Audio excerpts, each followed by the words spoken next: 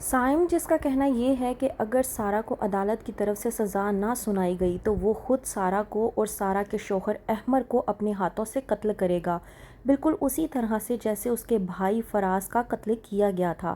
ڈرامے کے next episode میں آپ لوگ دیکھیں گے کہ عدالت میں کوئی بھی ٹھوس ثبوت پیش نہ ہونے کی وجہ سے سارا کو رہائی مل جاتی ہے، اور اس بات کو فرحین اپنے دل پر اتنا زیادہ لے لیتی ہے کہ اسے اتنا صدمہ لگ جاتا ہے کہ وہ بے ہوش ہو جاتی ہے۔ سائم اپنی والدہ کی اس کنڈیشن کو دیکھ کر بے حد غصے میں آ جاتا ہے اور پریشانی کے عالم میں آ جاتا ہے کہ پہلے میں نے اپنے بھائی فراز کو کھو دیا، اب میں اپنی ماں کو نہیں کھونا چاہتا، اور ویسے بھی میں اپنی ماں سے وعدہ کر چکا ہوں کہ میں اپنے بھائی کے قاتلوں کو سزا دلوا کر ہی رہوں گا، اور تب تک سکون سے نہیں رہوں گا جب تک میں اسے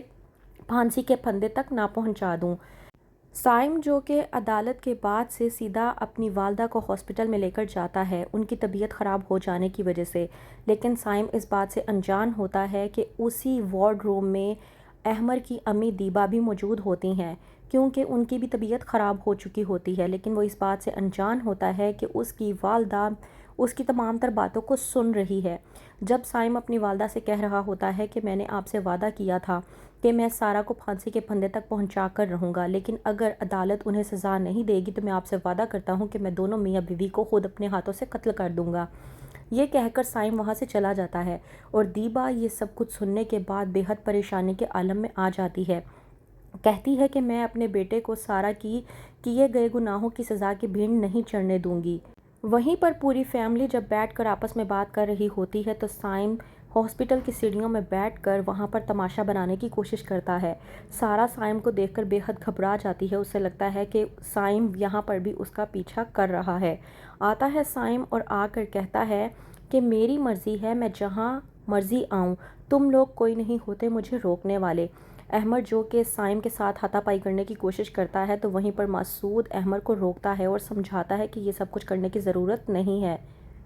اس بات پر سائم بھڑکتا ہے اور کہتا ہے کہ یہاں پہ تماشا دیکھنے کے لیے نہیں آیا ہوں میں، اور میں نے کوئی چوڑیاں نہیں پہن رکھی، تم لوگوں کا میں وہ حشر کروں گا جو تم لوگ سوچ بھی نہیں سکتے، یاد رکھنا سارا تمہارا کاؤنٹ ڈاؤن سٹارٹ ہو چکا ہے۔ مسعود جیسے ہی یہ بات سنتا ہے بے حد غصے کے عالم میں آ جاتا ہے اور سیدھا سائم کے منہ پر تھپڑ رسید کرتا ہے اور کہتا ہے کہ کس قسم کا کاؤنٹ ڈاؤن سٹارٹ کرنے کی بات کر رہے ہو۔ اس بات پر سائم بھڑکتا ہے اور کہتا ہے کہ آپ جو مرضی کر لیں، میں وہ سب کچھ کر کے دکھاؤں گا جس کا آپ نے سوچا بھی نہیں ہوگا، جس کی توقع تک نہیں ہوگی آپ لوگوں کو۔ وہیں پر احمر جب اپنی والدہ دیبا کے پاس جاتا ہے اس کی خیر خیریت معلوم کرنے کے لیے تو دیبا بتاتی ہے کہ کس طرح سے اس نے سائم کی باتیں سنی تھی جب وہ اپنی والدہ سے باتیں کر رہا تھا۔ کہتی ہے دیبا اپنے بیٹے احمر سے کہ میں تمہیں کہہ رہی ہوں اس انسان سے دور رہو، وہ ایک بے وقوف قسم کا انسان ہے، اور بے وقوف قسم کے انسان زیادہ خطرناک ہوتے ہیں، میں نہیں چاہتی کہ تمہیں کسی بھی قسم کا کوئی بھی نقصان پہنچے۔ احمر جو کہ اپنی والدہ دیبا سے کہتا ہے کہ ظاہر سی بات ہے کہ سارا میری بیوی ہے اور اس کی حفاظت بھی اب میرے ذمہ ہے، تو آپ پریشانی کیوں لیتی ہیں؟ وہیں پر سائم جو کہ فراز کے اسٹوڈنٹس کو اکٹھا کرتا ہے اور کہتا ہے کہ ہمیں فراز کی موت کا بدلہ لینا ہے، ہم چاہتے ہیں کہ سارا کو سزا ملے، اگر عدالت ہمارے حق میں بیان نہیں دیتی تو ہمیں دوسرا پینترا آزمانا ہوگا۔ سائم جو کہ فراز کے تمام تر اسٹوڈنٹس کو اکٹھا کرتا ہے اور جلسہ جلوس نکلواتا ہے کہ سارا کو سزا دی جائے، یعنی کہ پھانسی کے پھندے تک پہنچایا جائے اور فراز کو انصاف دیا جائے۔ سارا نیوز میں یہ سب کچھ دیکھ کر بے حد گھبرا جاتی ہے، تو کیا کرے گی سارا؟ کس طرح سے سائم کے چنگل سے اپنے آپ کو آزاد کروا پائے گی؟ کس طرح سے اپنی بے گناہی ثابت کروائے گی؟ کیا ہوگا آگے؟ مزید جاننے کے لیے دیکھتے رہیے ڈرامہ سیریل ہمراز۔